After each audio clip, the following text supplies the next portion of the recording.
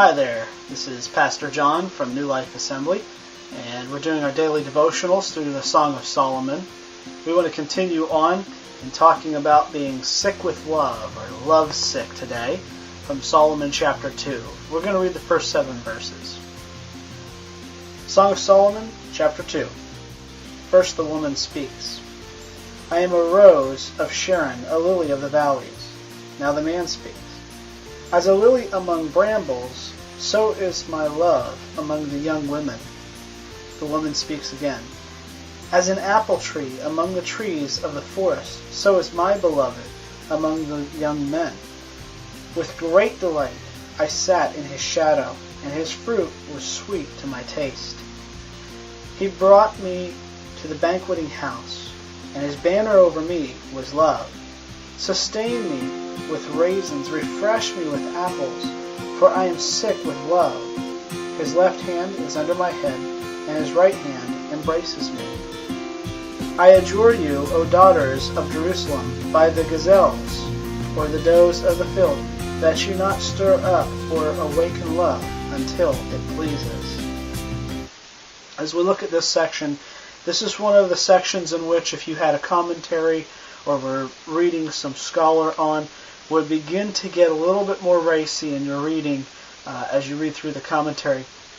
This section, however, is still before the wedding. Remember, the wedding is in chapter 4. I caution you against taking a sensual nature to this part.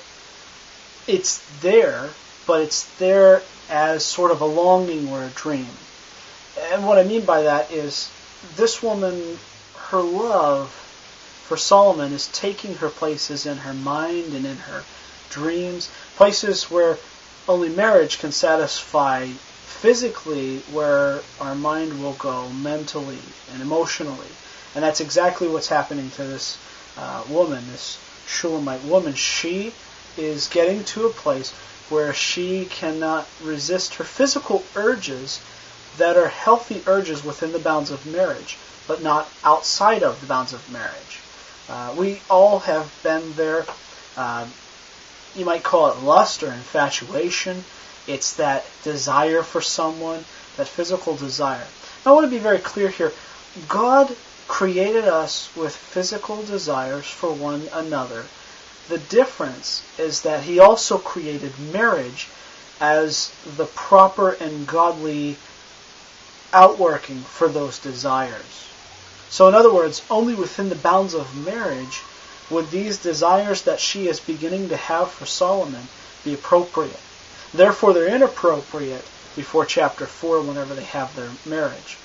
So I would suggest to you, and I'll show you here as I see it, that the Shulamite woman is beginning to have these urges, which would be proper urges to have as long as you won't act on them until it's time in the marriage itself. And I believe that she is able to stop herself in verse 7. And so let's look at this more closely so I can show you this. First of all, she begins in verse 1, calls herself a rose of Sharon, a lily of the valleys, and oftentimes that's taken to be talking about Jesus and the church.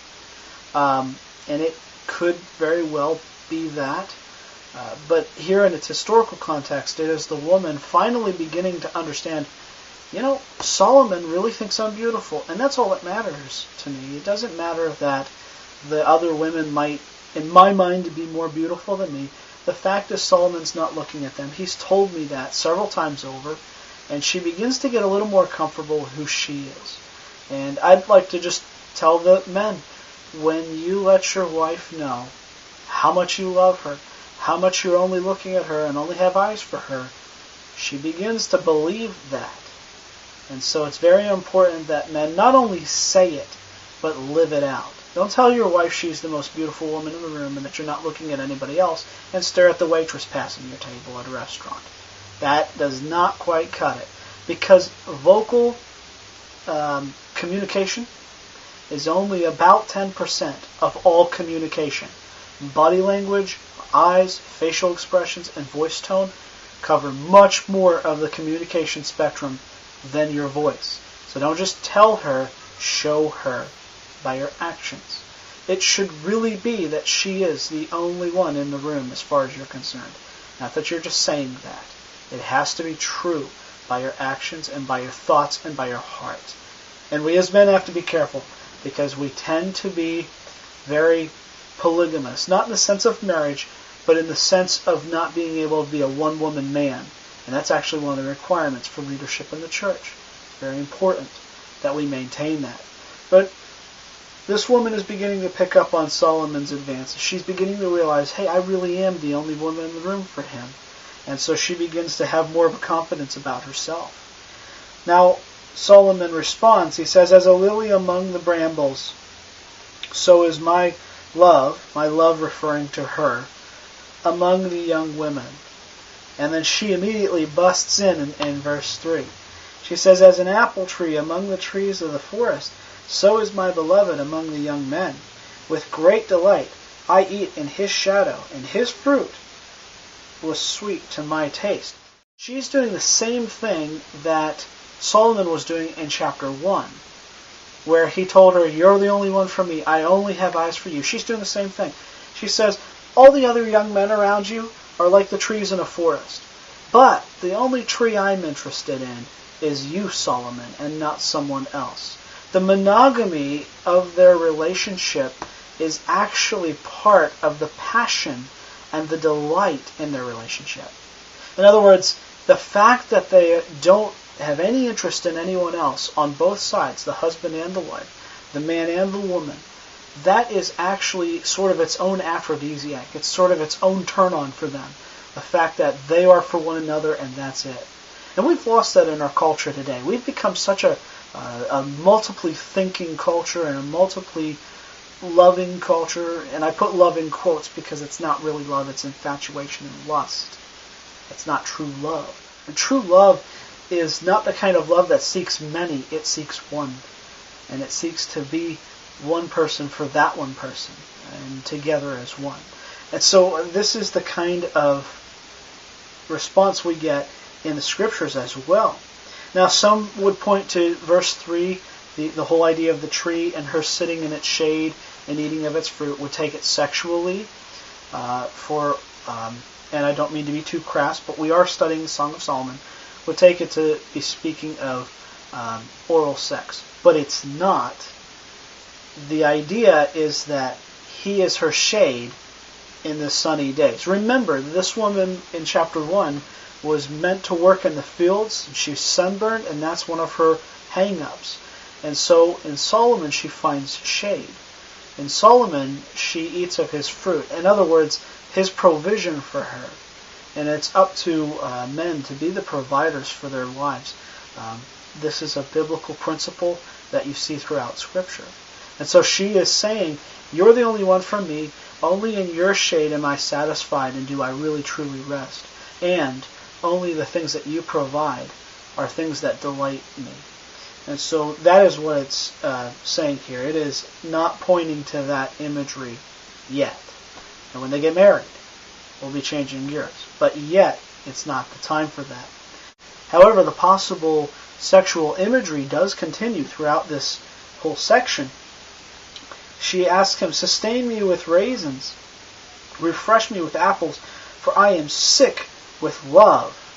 And then we'll take the next verse, verse 6. His left hand is under my head, and his right hand embraces me. Now, this whole section right here, these two verses, are indeed references to sexual attraction, sexual intimacy. However, that's not what's happening physically between this couple yet. What's happening is the same thing that happens to any one of us whenever we truly, truly love someone and we want to become intimate with them. And our mind begins to go there, and our heart begins to go there, and our body also responds in kind. And this is what we call the urge, the sexual drive, the passion. So what's happening to this woman is as she continues to think about Solomon and continues to be able to make little, dates with him and court him a little bit, she's beginning to go there. She's beginning to have that desire for him. But she knows that it's improper. How do I know that? Because in verse 7 she says that it's improper until marriage. Look at verse 7. It says this, I adjure you, O daughters of Jerusalem, by the gazelles or the does of the field, that you not stir up or awaken love until it pleases.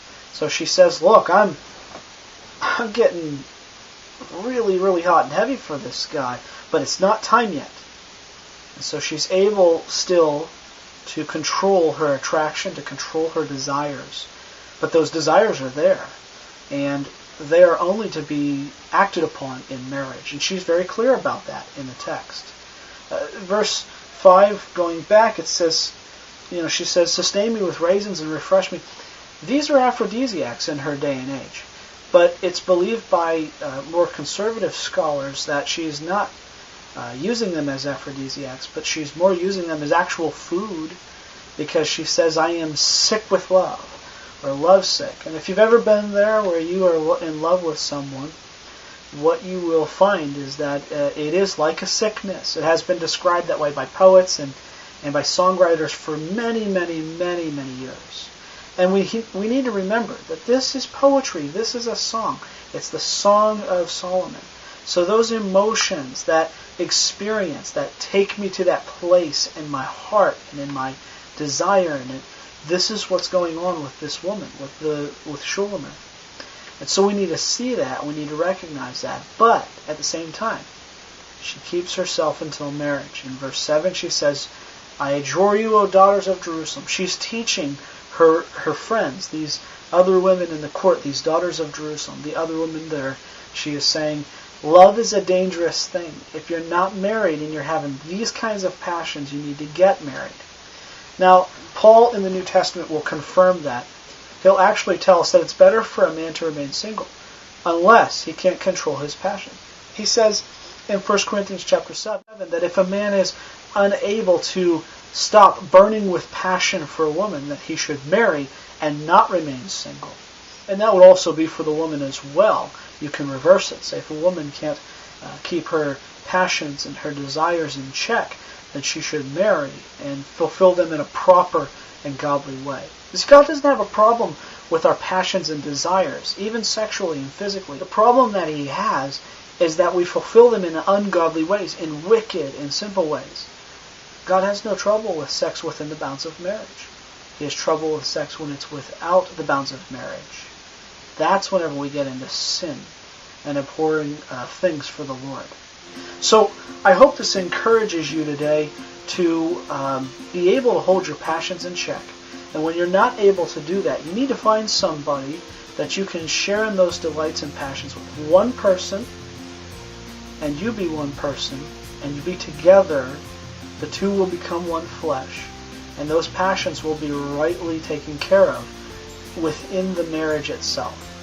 That is the key to the Song of Solomon. We're actually being taught to not be promiscuous as we read this book. A book full of passion and desire for one another in marriage. And so I hope this helps you today, and I hope it blesses you. Have a great day.